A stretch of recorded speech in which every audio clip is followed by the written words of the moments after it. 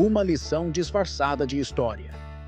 Em algum lugar do deserto árabe, 3 irmãos choravam a morte do pai. O homem, um rico mercador de camelos, havia deixado uma herança, mas também um problema matemático que ninguém ali conseguia resolver.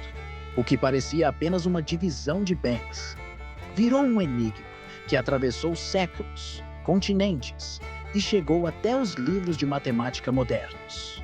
Hoje, no Corvo Azul, vamos viajar até o mundo de Malba-Tahan e desvendar o mistério dos 36 camelos.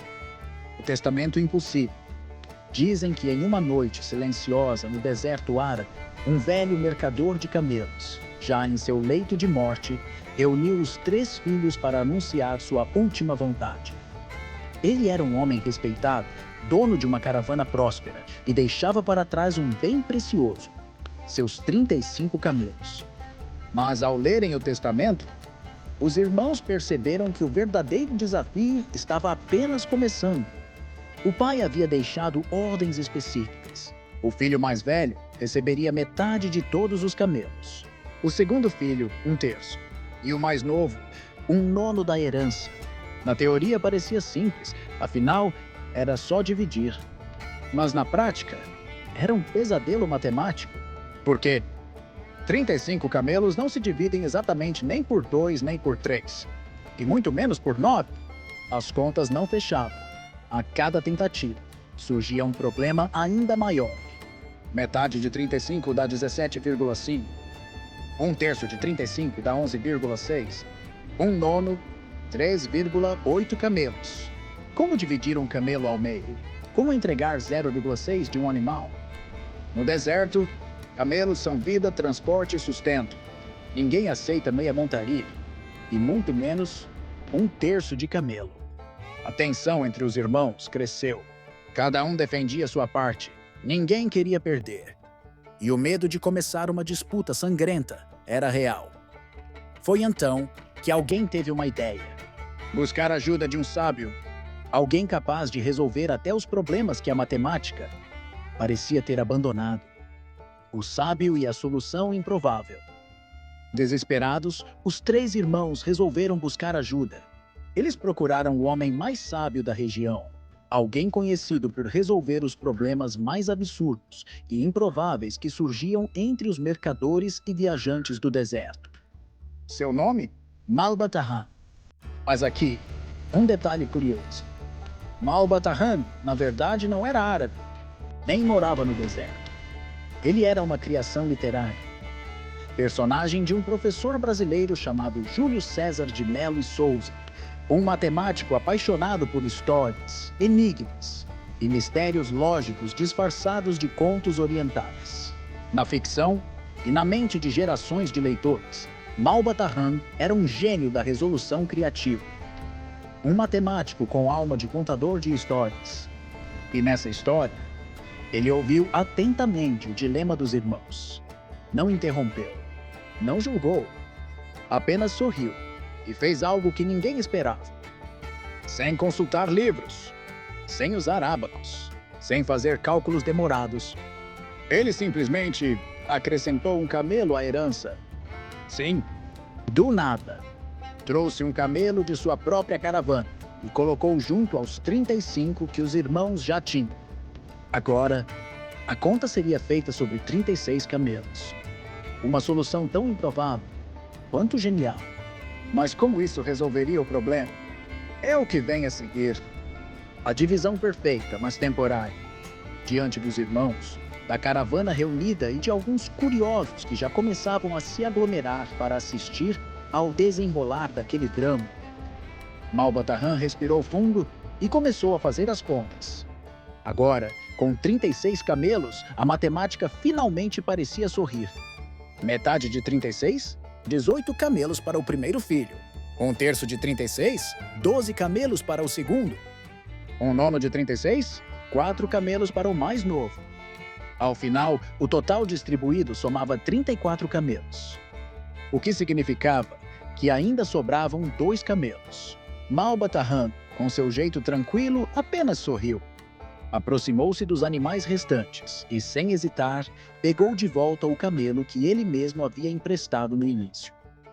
Agora restava um único camelo sobrando. E quanto a ele, os irmãos, já felizes por terem resolvido o problema, decidiram que poderiam vender o animal e dividir o valor. Ou simplesmente mantê-lo como camelo da família, um símbolo de sorte e inteligência.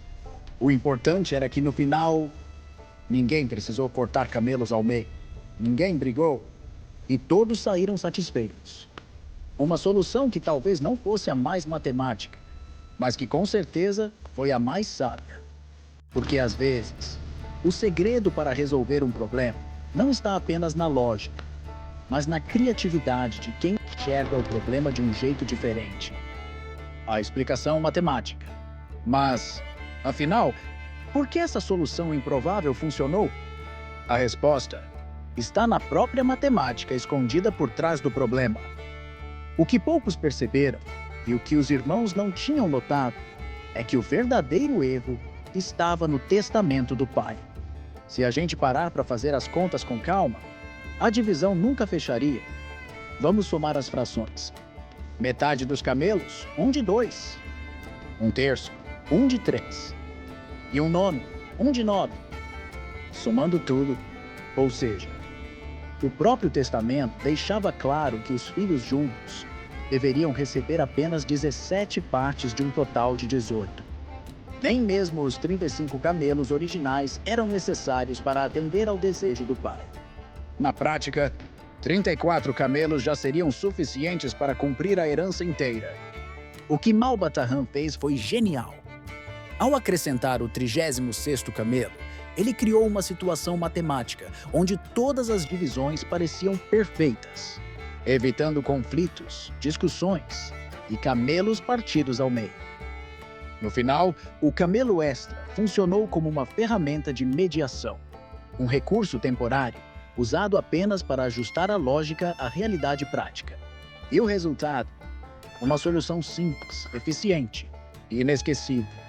Um exemplo perfeito de como, às vezes, a melhor matemática é aquela que resolve o problema de forma humana. O legado de Malbatahan. O enigma dos 35 ou 36 camelos ultrapassou o tempo e o espaço. De uma história contada no deserto, ela viajou por gerações, cruzou continentes e hoje está presente em livros didáticos, palestras de lógica, salas de aula e até em competições de raciocínio matemático ao redor do mundo.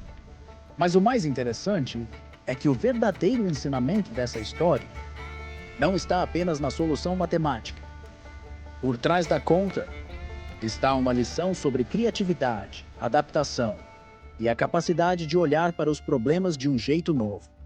Malbatahan, ou melhor, o professor Júlio César de Mello e Souza, usou uma simples história de herança para ensinar gerações inteiras que a matemática não é apenas números, é também imaginação. Ele nos mostrou que muitas vezes o problema não está na matemática, está na forma como a gente enxerga a situação.